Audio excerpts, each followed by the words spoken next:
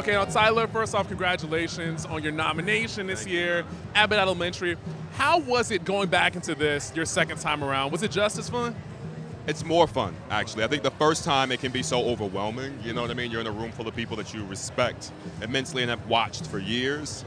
So there is a little bit of like imposter syndrome that comes with it, just kind of standing in the room. But like the second time around, you can just kind of really address it. There's a lot of good TV out there, and everyone's doing their absolute best to make, and keep TV great. So that's really nice, is to be able to come in and celebrate not just ourselves, but everybody else as well. And you're like really holding it down for network television as well, too, raising the bar. We're still here. Network TV ain't going nowhere. We still doing 22.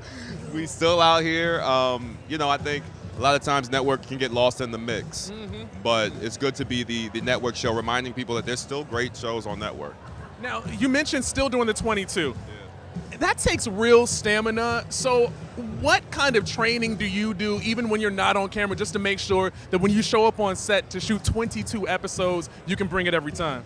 So my first show was a show called Everybody Hates Chris, and that was a 22. So that's where I learned how to, I guess, pace myself. Because the story arcs are bigger and longer, and it's, the wake-ups get earlier and they don't stop. So I think, ultimately it's getting ready ahead of time. I take about 2 to 3 months ahead of time to not only get my vessel ready and talk with the writers and prime myself emotionally what's coming, but also my body in shape to maintain. Because usually what happens when you do a 22 is when flu season comes, cast members start dropping, and it happened to us last year, and that's just part of it. So you have to make sure that you're ready to go. I take the 22 very seriously. It's hard on purpose. Right. Well, look, you have really taken care of your vessel. And as someone who's been taking care of his vessel for such a long time in the industry, can you tell us, what's 1 or 2 things that you've seen change within the industry itself from when you first started to where you are tonight?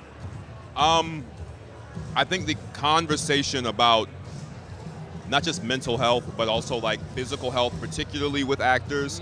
I came up in the era of you could be sick, they're going to put a bucket beside camera. Oh, no. Use it when you need to, and we'll get another takeoff. And that's not the case anymore. You know what I mean? So I think understanding that we're not robots. We're not. Same thing with crews as well. The treatment of crews has changed. The way departments are recognized and celebrated was not the case then the way it is now. I see, so especially with these things, at the Emmys, you see a lot of love for the Creative Arts Emmys, and they're being taken just as seriously as everything else. So I think that's it. It feels like a more wholesome town than it used to be. Amen to the wholesomeness. Yeah. Well, please, Abbott Elementary, very wholesome show. Please keep up the great work, man. Congratulations, Tyler.